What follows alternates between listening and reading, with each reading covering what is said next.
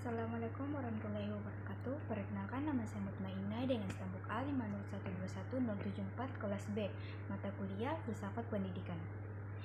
Perkenalkan saya untuk membawa materi hubungan filsafat dengan bimbingan konseling.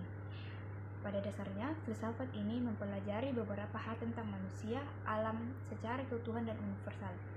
Dalam bimbingan dan konseling, untuk mencapai konselor yang baik, ada beberapa hakikat manusia yang harus kita pahami untuk mencapai manusia seutuhnya.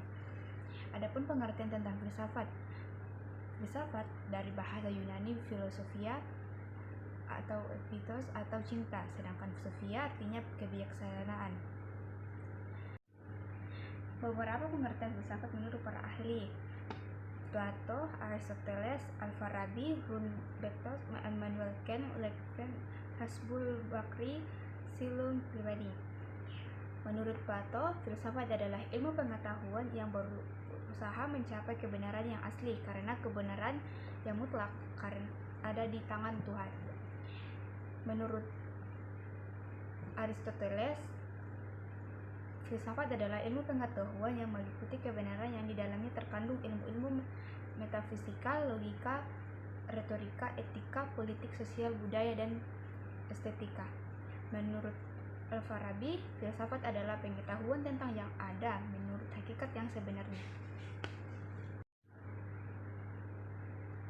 Ada beberapa karakteristik filsafat yang sering kita dapat diantaranya: radikal, universal, konseptual, koheren, sistematik, komprehensif, bebas, bertanggung jawab.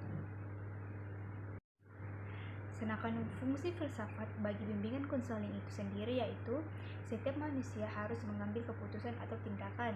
Yang kedua, keputusan yang diambil adalah keputusan sendiri. Yang ketiga, dengan berfilsafat dapat mengurangi salah paham dan konflik. Yang terakhir, untuk menghadapi banyak kesimpangsiuran dan dunia yang selalu berubah. Sedangkan tujuan filsafat diantaranya yaitu berpikir filsafat seseorang bisa menjadi manusia, memberikan dasar-dasar pengetahuan hidup seseorang dipimpin oleh pengetahuan. Ketiga, seseorang pendidik filsafat mempunyai kepentingan teristimewa. Adapun pengertian bimbingan konseling menurut para pakar, yang pertama itu menurut Frank Parson mendefinisikan bimbingan sebagai bantuan yang diberikan kepada individu untuk dapat mempertahankan diri, dan konseling diartikan sebagai kegiatan pengungkapan fakta atau data siswa, serta mengaruh kepada siswa untuk dapat mengatasi masalah-masalah yang dihadapinya. Sedangkan menurut Salton dan Stone mengemukakan bahwa bimbingan konseling adalah pelayanan bantuan untuk peserta didik, baik secara individu atau kelompok. Filsafat memiliki hubungan yang sangat erat dengan bimbingan konseling, dijadikan sebagai salah satu landasan dasar atau patokan bagi konselor dalam memberikan arahan dan pemahaman terhadap pelaksanaan bimbingan konseling, agar dapat dipertanggungjawabkan secara logis, etis, maupun estetis. Landasan filosofis dalam bimbingan konseling diantaranya: yang pertama itu berpikir rasional, kedua manusia itu mampu berusaha keras, yang ketiga manusia itu memiliki potensi pada dirinya yang mampu dikembangkan, yang keempat manusia memiliki dimensi fisik, psikologis, dan spiritual yang harus dikasih secara mendalam.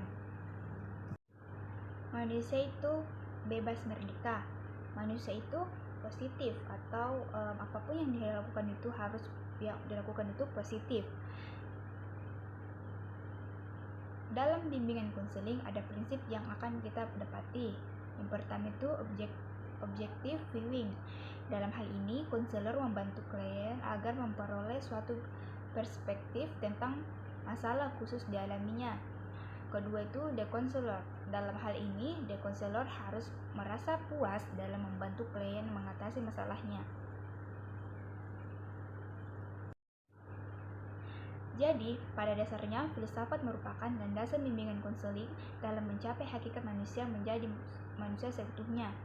Sebagai personal konselor, kita harus memahami hakikat-hakikat manusia agar klien kita bisa memahami potensi, karakter, keinginan, sehingga dapat mengarahkan klien secara objektif, viewing atau the konselor, dan membantu mengatasi masalah klien.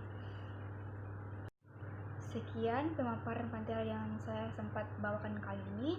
Kurang lebihnya mohon dimaafkan. Wabillahi taufiq wal hidayah. Wassalamualaikum warahmatullahi wabarakatuh.